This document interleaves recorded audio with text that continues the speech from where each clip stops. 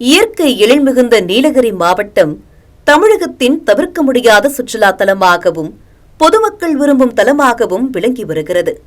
கோடைக்காலம் வந்துவிட்டால் தமிழகம் மட்டுமல்லாது கேரளா, கர்நாடகா, ஆந்திரா உள்ளிட்ட பல்வேறு மாநிலங்களில் இருந்தும் சுற்றுலா பயணிகள் அதிகளவில் ஊட்டியை நோக்கி படையெடுத்து வருவது வழக்கமாக இருக்கிறது. கோடை வெயிலை சமாளிக்க நீலகிரிக்கு ஒரே நேரத்தில் படையெடுக்கும் பொதுமக்களால் கடும் போக்குவரத்து நெரிசலோடு நீலகிரியின் பசுமையான சுற்றுச்சூழலும் பாதிப்படைவதாக புகார் எழுந்தது.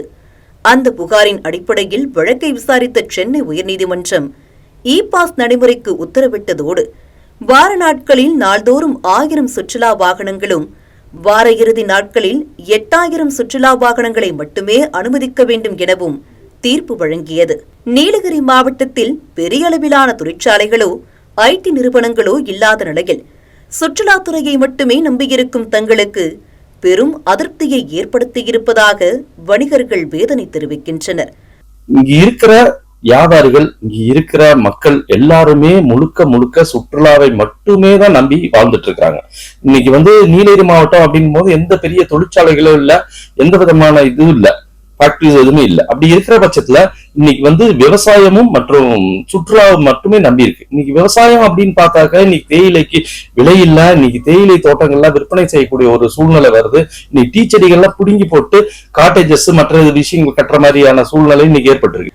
சுற்றுலா வாகனங்களுக்கு விதித்திருக்கும் கட்டுப்பாடுகளால் தங்களின் பொருளாதாரம் வெகுவாக பாதிக்கப்படும் என சுற்றுலாத்துறையை மட்டுமே நம்பியிருக்கும் வணிகர்கள், சாலையோர வியாபாரிகள், காட்டேஜ் உரிமையாளர்கள், சுற்றுலா வாகன ஓட்டுநர்கள் கூறுகின்றனர்.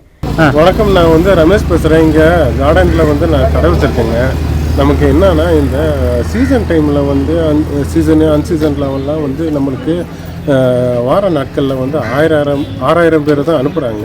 அதுவும் இல்லாமல் நம்ம இந்த சனி ஞாயிறு டைமில் 8000 பேர் அனுப்புகிறாங்க. நாங்கள் கடை வச்சுருக்கிறதே என்னென்னா நம்ம இந்த டூரிஸ்ட்டை நம்பி தான் நம்ம இங்கே கடை வச்சுருக்குறோம். நம்மளுக்கு அதை நீங்கள் கண்ட்ரோல் பண்ணி அனுப்புனீங்கன்னா நம்மளுக்கு எங்களோட வாழ்வாதாரம், குடும்பம், குழந்தை குட்டிங்க எல்லாமே பாதிக்குது. அதனால் நீங்கள் இந்த கவர்மெண்ட் அரசாங்கம் எங்களுக்கு கொஞ்சம் எங்களோட வாழ்வாதாரம் மேம்படுத்துறதுக்காக நீங்கள் ஏதாவது ஒரு ஏற்பாடு பண்ணி கொஞ்சம் மக்களை அதிகமாக நீங்கள் கூட்டி இது பண்ணிங்கன்னா எங்களுடைய வாழ்வாதாரத்தை நாங்கள் தேர்த்துக்கணும். நாங்கள் எங்களுக்கு வேற இதே இல்லை. முழுக்க 99% சுற்றுலா துறையை மட்டுமே நம்பிதான் இங்க இருக்கிற மக்களுடைய வாழ்வாதாரம் இருக்கு.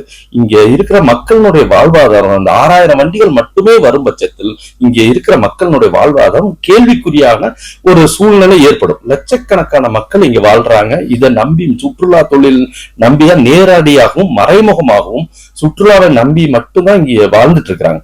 நீலகிரி மாவட்டத்தில் பசுந்தேயிலை மற்றும் மலைத்தோட்ட காய்கறிகளுக்கு உரிய விலை கிடைக்காமல் விவசாயிகள் தவித்து வரும் நிலையில் சுற்றுலா பயணிகளின் வருகை குறையும் பட்சத்தில் மேலும் பாதிக்கப்படும் அபாயம் ஏற்பட்டிருப்பதாக சாலையோர வியாபாரிகள் தெரிவிக்கின்றனர். ஊட்டி பொட்டானிக்கல் கார்டனில் சிறு வியாபாரி பண்ணிட்டு இருக்கோம். சோளம், கடலை, மாங்காய் எல்லாம். இப்போ டூரிஸ்ட் வர்றதுனால இ-பாஸ் இது பண்ணுறேன்றாங்க. அது எப்படின்னு இன்னும் புரிய மாட்டேங்குது எங்களுக்கு. அதை நம்பி இது 2 மாதம் சீசன் நம்பி தான் நாங்கள் வியாபாரம் பொழப்பு நடத்த போகிறோம். அப்புறம் அதுக்கு மேலே ஜூன் ஜூலைலாம் ஒன்றுமே இருக்காது. இப்போ எங்களோட வாழ்வாதாரம்லாம் ரொம்ப பாதிக்கும். அதுக்காக என்ன செய்யுது ஏதாவது போன வருஷம் பார்த்தீங்கன்னாக்கா இந்த சீசன் டைமில் அதே மாதிரி தான் இ-பாஸ் போட்டனால எங்களுக்கு வாழ்வாதாரமே பாதிச்சிருச்சு. இப்போவும் பார்த்தீங்கன்னா வர 1ஆம் தேதியிலேருந்து வார நாட்களில் 6000 பேரும், வீக்கெண்ட்ஸில் பார்த்தீங்கன்னாக்கா 8000 பேரும் கொடுத்துருக்காங்க, இ-பாஸ்க்காக கொடுத்துருக்காங்க.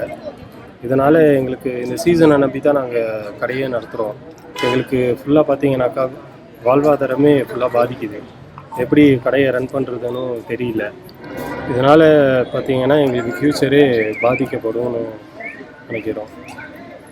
சாலையோர வியாபாரிகள், வணிகர்கள், காட்டேஜ் உரிமையாளர்கள் என சுற்றுலா தொழிலை மட்டுமே நம்பியிருக்கும் தங்களின் வாழ்வாதாரத்தை பாதுகாக்கும் வகையில் சென்னை உயர்நீதிமன்ற உத்தரவை எதிர்த்து மேல்முறையீடு செய்து இ-பாஸ் நடைமுறையை ரத்து செய்து மீண்டும் பழைய நடைமுறையே தொடர்வதற்கு தேவையான நடவடிக்கை எடுக்க வேண்டும் என தமிழக அரசுக்கு நீலகிரி மாவட்டத்தின் ஒட்டுமொத்த வணிகர் சங்கமும் கோரிக்கை விடுத்துள்ளது. தமிழ்ஜனம் செய்திகளுக்காக நீலகிரியில் இருந்து செய்தியாளர் ஜெகதீஷ்.